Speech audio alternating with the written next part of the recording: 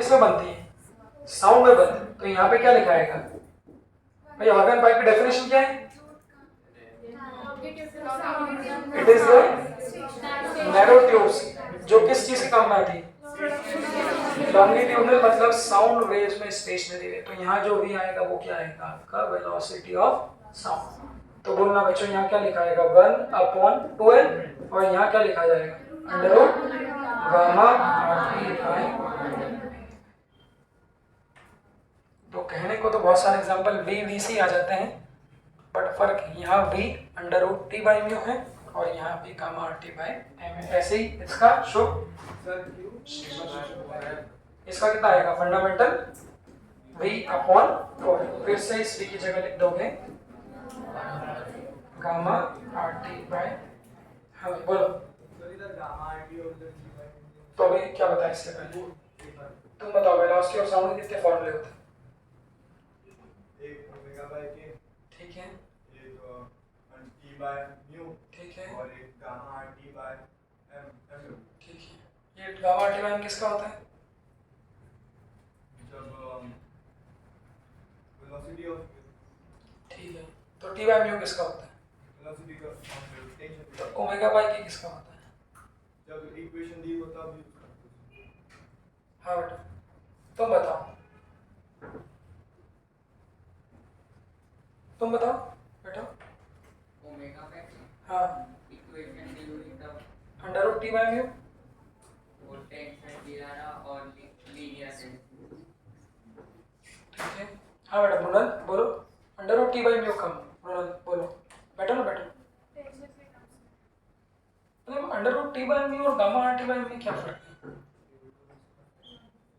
क्या सर वो sound velocity of sound, हाँ, ये वेलोसिटी ऑफ वेव। बेटा तुम बताओ क्या? Under root T by mu और under root gamma R T by में क्या फर्क है? जब वो स्ट्रिंग में दिया होता है तो उसको टेंशन निकालने के लिए यूज होता है, और ये वाला साउंड है। इसके पहले बताया था, हाँ बट और दोनों के क्वेश्चन भेज चुके हैं। सर। हाँ। वो ए ओमेगा कब यूज करते हैं? ए ओमेगा क्या बेटा? पार्टिकल की मैक्सिमम वेलोसिटी है ना। बैठो। तो ये तीन वेलोसिटी के फॉर्मूले हैं, तीनों को मिलाओ मत, तीनों एक नहीं भाई। ओमेगा बाई के जब इक्वेशन से वेव की वेलोसिटी निकालनी, under root T by mu कब जब वेलोसिटी ऑफ वेव किस में बना रहे हैं? रस्सी स्ट्रिंग में बना रहे हैं, और gamma R T by M जब किस में बना रहे हैं? साउंड। तो यहाँ पर वेलोसिटी किस में बना रहे हैं? स्ट्रिंग में, इसलिए यहाँ पर लिख दिया under root T by mu, और यहाँ साउंड में इसलिए। इसको देख लो एक बार। दूसरा एक और क्वेश्चन के लिए मेरे पास कंक्लूजन है।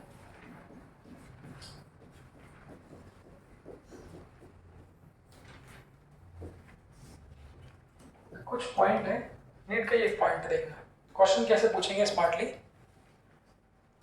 अगर मैं कहूं, अब देखो उसको कैसे, जैसे ही मैं केस बोलूंगा आप लोग दिमाग में दोनों याद कर लेना। मैंने बोला if the string is fixed at both the and, both and, इसका कंपैरिजन किसके साथ? ऑर्गन में कौन से के साथ? ऑर्गन पाइप की कौन से? बोथ दो। यहाँ दोनों फिक्स्ड है, यहाँ पर दोनों कैसे हैं? ओपन। ऐसा बोला if the string is fixed at both the end, then what is the value of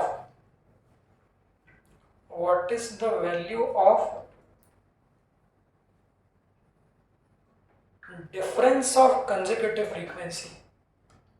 फिर सुन, अगर स्ट्रिंग के दोनों एंड को फिक्स कर दें तो what is the value of difference in their consecutive frequency? consecutive मतलब तो हर दो एक के बाद एक फ्रीक्वेंसीज का डिफरेंस कितना होगा?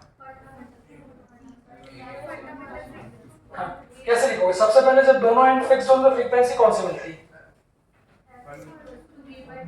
बार बार। हाँ, बार बार याद आना चाहिए। सारी मिलती है कि ऑड मिलती है? वो मैंने बोला जितनी बार बोलोगे उतनी बार कम। तो जब दोनों एंड फिक्स है तो मिलेगी कौन सी? F1 फिर F2 कितनी होगी? 2 ट्वाइस ऑफ F1 फिर एंड तो अगर मैं आपसे बोलूं हर दो, देखो भाई क्वेश्चन इतना बोनस क्वेश्चन होगा, मैंने पहले भी कहा वेव में क्वेश्चन इतना बोनस है, आपको बिल्कुल मेहनत नहीं करनी पड़ेगी। एनएलए में तो भाई एफबीडी बनाना पड़ेगा, फॉर्मूला लगाना पड़ेगा, यहाँ तो सिर्फ केस याद होना चाहिए, इक्वेशन केस कंपेरेटिव।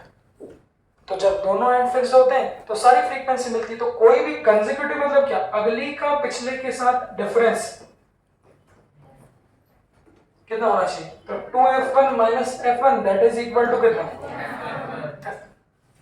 फिर इसकी अगली का पिछले के साथ डिफरेंस, तो 3 माइनस 2, ये डिफरेंस भी कितना आएगा आपका f1, यहाँ पे ये डिफरेंस भी कितना है f। इसका मतलब क्या, सब में डिफरेंस फंडामेंटल कब, जब दोनों एंड कैसे हो फिक्स्ड, तब जो दो कंसेक्यूटिव फ्रीक्वेंसीज का डिफरेंस है वो हमेशा किसके बराबर आता है, फंडामेंटल। सही। इस पे से क्वेश्चन कैसा मिलेगा, तो क्वेश्चन वो ऐसा बोल देंगे, ध्यान से देखना, क्वेश्चन ऐसा बोल देंगे the frequency obtained from the organ pipe open at both the ends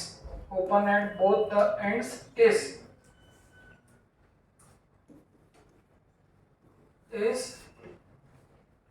हाय माशू बातें कर रहे हो बेटा, 100 हर्ट्ज, 250 हर्ट्ज, 400 हर्ट्ज और 550 हर्ट्ज।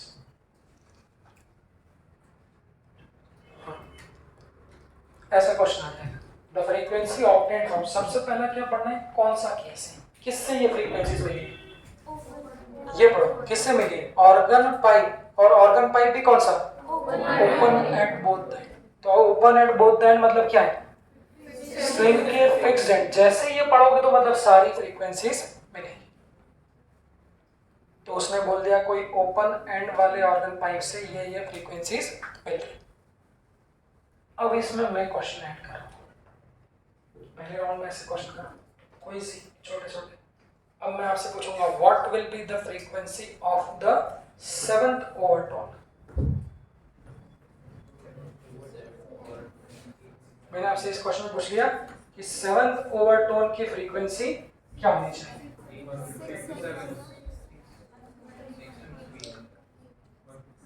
अब इन क्वेश्चन में क्या है, ये बहुत लॉजिकल क्वेश्चन है, जिसने पढ़ा होगा उसके लिए बिल्कुल लड्डू है, क्योंकि एकदम से मारना है। इसका मतलब क्या, ये कंसेक्यूटिव फ्रीक्वेंसी दी है ना, तो इससे लोगे क्या, F1 आ जाएगा।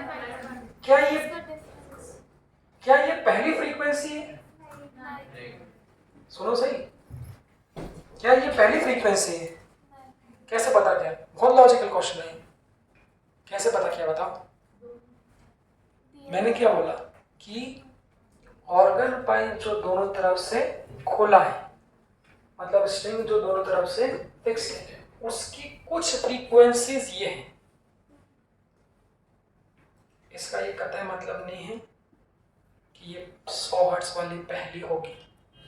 अच्छा मैंने मन से वैल्यू बना दी, उसको डेथ में मत लेना आती। हाँ कंसेक्यूटिव है, एक के बाद एक वाली तो है, बट ये पहली है ऐसा जरूरी नहीं है।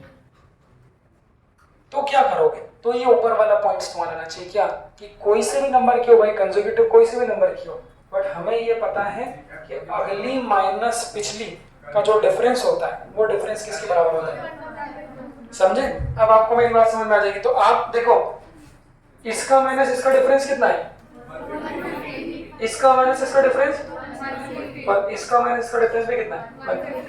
इसका मतलब अगर ये कंसेक्यूटिव फ्रीक्वेंसी है कोई सी भी, तो इनका difference 250 minus 100 that is equal to 150, मतलब फंडामेंटल फ्रीक्वेंसी कितनी हो जाएगी 150। Sir fundamental 150। हाँ वो मैंने थोड़ी ठीक है वैल्यू, मन से लेने वाला नुकसान ये भी है। तो सर 100 को माइनस हटा दो ना, बाकी रहने देना। 400 से स्टार्ट कर दो, 400 से स्टार्ट कर दो।